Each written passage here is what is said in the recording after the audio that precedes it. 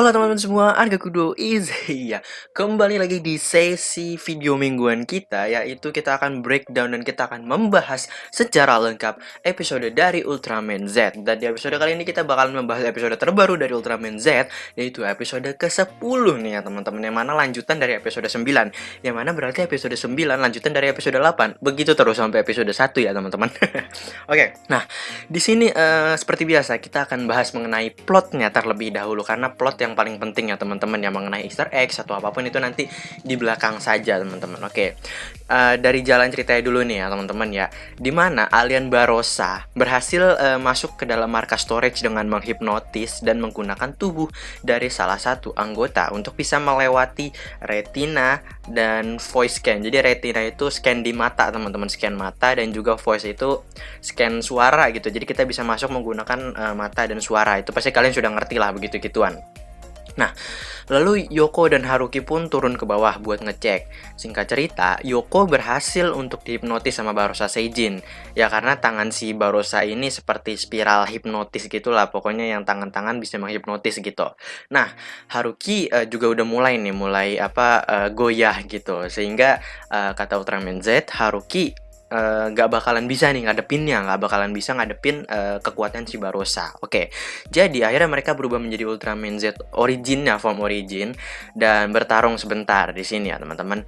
Nah, di sini Z juga bilang bahwa Barossa ini adalah seperti space pirate atau bajak laut luar angkasa yang kerjaannya itu yang senjatanya itu dia hasil nyolong semuanya. Kalau space pirate ini bisa dibilang mirip-mirip sama Glenfire ya teman-teman ya, tapi Glenfire kan Ultimate Force Zero, otomatis baik gitu ya teman-teman. Jadi senjatanya itu hasil nyolong dari alien-alien semua gitu yang berhasil dia kalahkan. Nah, Barossa ini akhirnya hilang menggunakan jubah tembus pandangnya yang dibuat dari serat-serat rambut dari Sartan Seijin. Buat teman-teman yang nggak tahu Sartan Seijin itu apa sih, Bang? Nah, jadi gambar Sartan Seijin ini seperti ini teman-teman. Nah, seperti itu ya teman-teman. Nah, selanjutnya singkat cerita Yoko yang dibikin terhipnotis sama Barossa Seijin itu ngebikin Yuka ketakutan dan akhirnya nurut buat bangkitin dayanya si Kingjo, karena diancam Yoko itu bakalan dibunuh kalau Yuka nggak ngaktifin Kingjo-nya teman-teman ya. Sampai akhirnya Juggler pun datang buat nyelamatin mereka dan ngomong kalau di sini tuh daerah kekuasaannya si Juggler lah istilahnya gitu. Jadi jangan ganggu lah. Di sini daerah kekuasaan gue nih istilahnya gitu teman-teman. Nah, selanjutnya, singkat cerita Kingjo ini udah mulai aktif nih, dan Haruki, Yoko, para mekanis, dan juga Bakosan itu berusaha buat matiin dayanya si Kingjo, namun ternyata gagal setelah percobaan berkali-kali gitu ya teman-teman. Juggler ditanya nih sama Haruki, dia itu kawan atau lawan nih, bingung kan si Haruki karena Juggler pernah ngambil Z-Riser-nya Haruki, terus juga tapi Juggler juga nolongin dia gitu teman-teman. Jadi ditanya kawan atau lawan nih, Juggler dia ngejawab bilang kalau tergantung waktu dan tempatnya aja, dia ngomongnya gitu. Jadi kalau misalkan sikonnya dia jadi jahat ya udah jahat, kalau sikonnya jadi baik ya udah baik gitu lah istilahnya gitu. Nah, terus dia cabut gitu, meninggalkan para Yoko, Haruki, Bakosan, dan juga para mekanis untuk berhadapan sama Barossa Seijin. Nah, di sini Bakosan itu berhasil ngebodohin si Barossa dengan bilang bahwa kotak makan siangnya atau kotak nasinya itu adalah hal terakhir yang harus dibuka sebelum Kingjo bisa aktif. Nah, hingga akhirnya Barossa pun berhasil dibodohin dan hasilnya berhasil disetrum sama Haruki gitu teman-teman. Setelah di-setrum sama Haruki, Barossa ngejatuhin 3 medal. Jatuhin 3 medal nih teman-teman, dan juga dia setelah kesetrum dia keluar, akhirnya dia menjadi besar gitu dengan menembakkan semacam sinar laser untuk dia jadi besar gitu teman-teman. Selanjutnya, Haruki berubah menjadi Ultraman Z Gamma Future, dan ternyata Z-Riser-nya itu juga bisa dipakai sebagai senjata. Yang mana sepertinya Z-Riser itu bakalan dipakai menjadi senjatanya Gamma Future ya teman-teman ya, karena kita tahu Gamma Future itu harusnya dipakai untuk pertarungan jarak jauh atau pertarungan dengan mistik-mistik dengan trik-trik begitu. Jadi kalau untuk pertarungan jarak dekat seperti adu jotos atau adu pukul itu kayak kurang efektif gitu dengan menggunakan form Gamma Future. Makanya dia menggunakan senjatanya sebagai Z-Riser itu sebagai senjatanya teman-teman ya. Nah, dan Z-Racer ini juga nggak kalah kuat dari berbagai pedang colongannya si Barossa, teman-teman. Terbukti si Barossa itu berapa kali ganti pedang, tapi Z-Racer tetap aja tuh kuat-kuat aja gitu, kagak rusak, kagak apa. Nah, padahal pedang-pedang colongan dari Barossa ini merupakan pedang-pedang Seijin atau pedang-pedang alien atau pedang-pedang kaiju atau pedang-pedang apapun itu yang berasal dari luar angkasa juga gitu. Yang mana harusnya kekuatannya juga kuat gitu, tapi lebih kuat Z-Racer gitu ya, teman-teman. Sampai akhirnya nih teman-teman ya, Barossa make pedangnya Magma Seijin dan berhasil bikin Ultraman Z itu kewalahan dengan hipnotis tangannya yang tadi, hipnotis tangannya gitu. Nah, Yoko akhirnya memberikan 3 medal yang ditemukan kepada Ultraman Z, yang mana itu adalah medal Zofi, Jack, dan juga Ultra Father. Nah, bener kan, ini berarti tebakan gue antara Zofi dan Jack, ternyata dua-duanya bener keluar gitu, dan medal dari Ultra Father gitu. Dari 3 medal yang dimasukkan itu berubahlah menjadi pedang yang keluar dari Z-Racer, teman-teman. Ini keren sih, pedangnya keluar dari Z-Racer gitu ya. Jadi kayak Z-Racer kan pegangannya udah begini, tinggal ditambahin pedang lah, itu keren banget sih.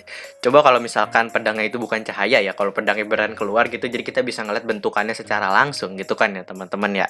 Nah, berubah jadi pedang tuh. Setelah itu dia juga menggunakan serangan M78 style Shining Tornado, yang mana kayak tornado dengan ada kosen-kosennya gitu, tapi bisa juga dibilang kayak mirip-mirip sama tornado api ya, teman-teman ya. Lalu dilanjutkan dan diakhiri dengan serangan Yatuzaki atau serangan apa ya, gear gitu lah, istilah gear Yatuzaki, yang mana membelah tubuh Barossa gitu. Nah, kata Z, Barossa bilang itu di akhir hayatnya, anjay, di akhir hayat dong. Pokoknya sesaat sebelum mati, Barossa bilang bahwa kakak-kakaknya atau sepupu-sepupunya bakalan balas dendam ke Ultraman Z dan juga Haruki gitu, atau akan menginvasi bumi gitu. Dan Haruki bilang bahwa ya udah, biarin aja mereka datang, kita nggak bakalan kalah sama bajak laut luar angkasa, katanya Haruki begitu. Tapi katanya Z, dia bilang tapi Barossa Seijin itu sekali bertelur 10.000. Jadi sepupu atau kakak-kakaknya ada 9.999. Ya mana kalau misalkan mereka menginvasi bumi, bakalan banyak banget. Nah, Haruki cengok tuh akhirnya. Oh, nggak bisa ngomong dia gitu, teman-teman. Nah, lalu di akhir video, Yuka ngeliatin video juggler yang lagi berantem dan tadi yang nyelamatin Yuka dan juga Yoko gitu dari serangan si Barossa Seijin ini. Dan Yuka bilang bahwa dia pengen ngebedah si juggler, sampai akhirnya Hibikura kaget sampai nyemburin kopinya dan nggak bisa ngomong gitu. Batinnya si juggler mungkin, aduh buset, terancam nih gue nih, bahaya banget nih.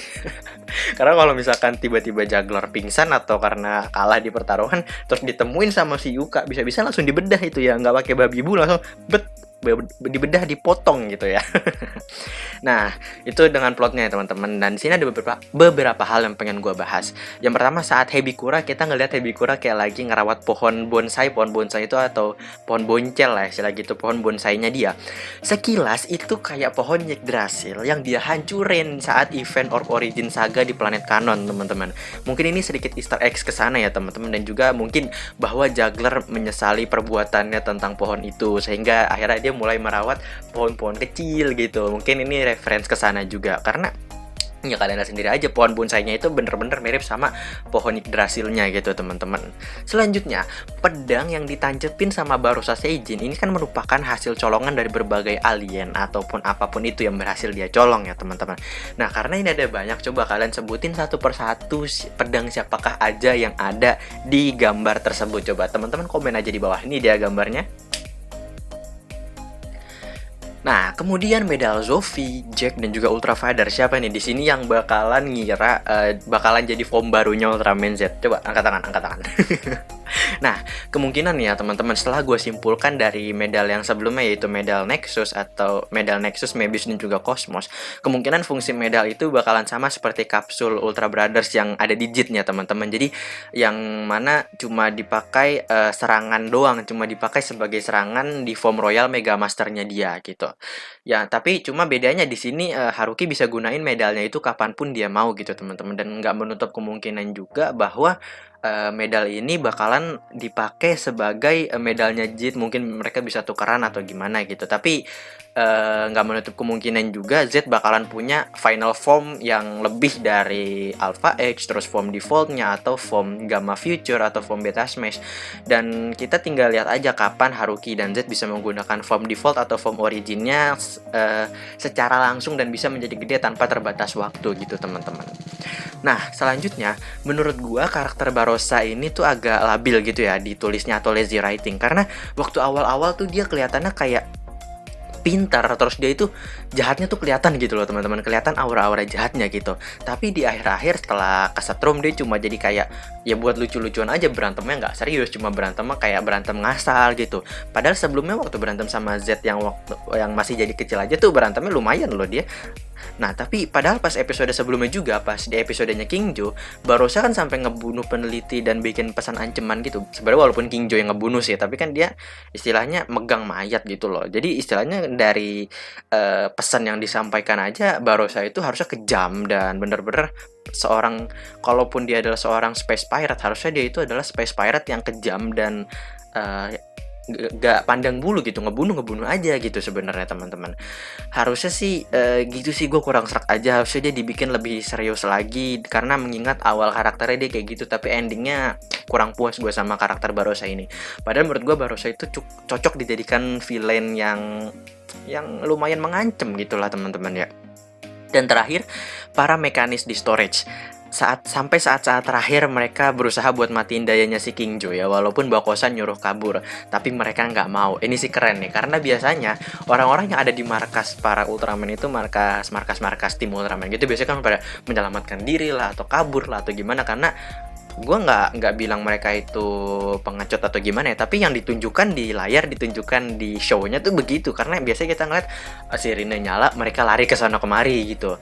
Dan mungkin karena mereka punya tugas masing-masing, tapi kita kan tidak diberitahu gimana secara lengkapnya gitu ya teman-teman.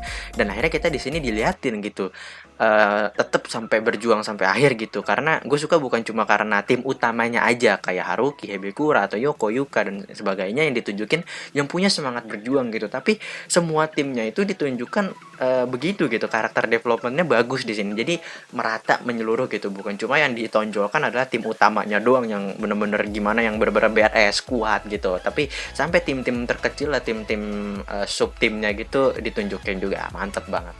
Oke teman-teman, so sampai di situ dulu gue membahas Ultraman Z episode ke-10 kali ini. Dan bagaimana, apakah kalian ada teori? Silakan aja komen di bawah, tapi jaga sopan santun ya. Oke, so thank you buat kalian sudah nonton video ini. Sekian dari gua Arga Kudo. See you in my next video. Stay cool, keep calm, love and peace. Cheerio.